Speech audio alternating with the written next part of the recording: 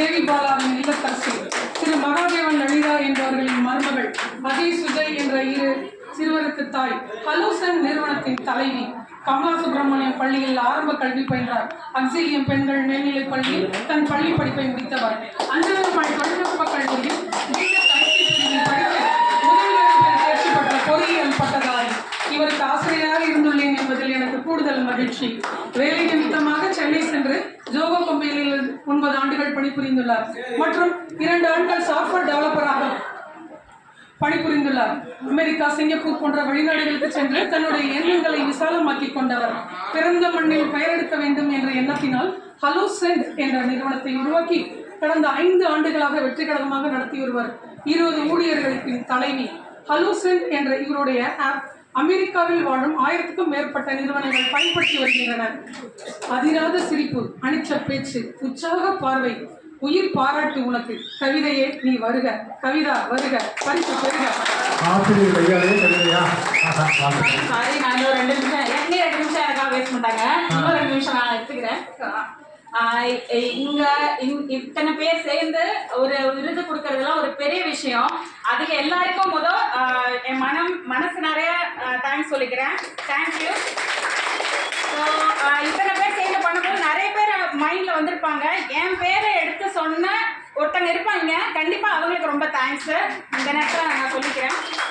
Plus லேடிஸ்ன்னு எடுத்துக்கிட்டாலே first வந்துட்டு நம்மளுக்கு வந்து பிறந்த லைஃப் ஒன்று கல்யாணம் பண்ணி போகிற ஒரு லைஃப் ஒன்று உண்டு. 2 இடத்துலையுமே எனக்கு ஃபுல் சப்போர்ட் உண்டு. எங்கள் மாமா அத்தை எல்லோரும் வந்திருக்காங்க இங்கே, அவங்களுக்கு ரொம்ப தேங்க்ஸு. என்ன வந்து நெக்ஸ்ட் டைமும், அதாவது கல்யாணத்துக்கு அப்புறமும் எனக்கு நான் எப்படி நினைக்கிறேனோ அப்படி இருக்கிறதுக்கு எனக்கு அலோவ் பண்ணதுக்கு ரொம்ப தேங்க்ஸு. ஸோ என் ஹஸ்பண்ட் அவங்களும் இருக்காங்க, அவங்களுக்கு ரொம்ப தேங்க்ஸ். ஸோ இங்கே சொன்னாங்க ஹலோசென்ட்டுக்கு தலைவின்ட்டு. தலைவி நான் மட்டும்லாம் இல்லை, என் தம்பி நிற்கிறாங்க, என் அண்ணன், எல்லாரும் சேர்ந்தது தான் இந்த கம்பெனி. இவங்கெல்லாம் இல்லாமல் நான் ஒன்றுமே கிடையாது. என் தம்பி, அவங்க தினேஷ்,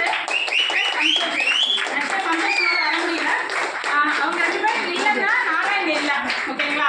ஸோ அதனால் ரொம்ப தேங்க்ஸ் தினேஷ், சந்தோஷ் 2 பேருக்கும். இதுக்கெல்லாம் மேலே கொஞ்சம் சாரி, இதுக்கெல்லாம் மேலே என்னன்னா, நான் வந்து 12th படிக்கும் போது என் கிளாஸ்ல கிட்டத்தட்ட ஒரு 60 பேர் இருந்திருப்பாங்க.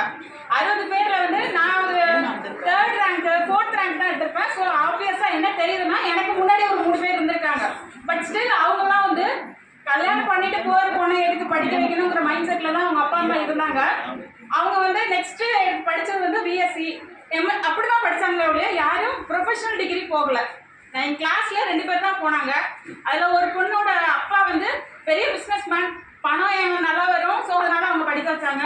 எங்கள் அப்பா வந்து கண்டக்டர் வேலை பார்த்தாங்க. பட் ஸ்டில் என் அண்ணனையும் தம்பியும் எப்படி படிக்க வச்சாங்களோ அதே மாதிரி என்னையும் படிக்க வச்சாங்க. எந்த விதத்துலையும் எனக்கு கம்மியில் என்னை ஃபீல் பண்ண வச்சதே கிடையாது. அதனால எங்கள் அப்பாவுக்கு ரொம்ப தேங்க்ஸு. இந்த விருதை எங்கள் அப்பாவுக்கு கொடுக்கறது மூலமா நிறைய பேர் இந்த மாதிரி நிறைய பேர் உருவாக்குவாங்க அப்படிங்கிற ஒரு மனசு எனக்கு இருக்கு. ஸோ அதனால தயவு செஞ்சு எங்கள் அப்பாவை கௌரவிக்கு மாதிரி தாழ்மையுடன் கேட்டுக்கொள்கிறேன். அப்பா 3 பேரை நீங்க வச்சிருக்கீங்க. அப்பா மாமனார் மாமியாரோட ஓகேவா? அப்பா மாமனார் மாமியாரையும் கூப்பிடுங்க எல்லாரோடையும்.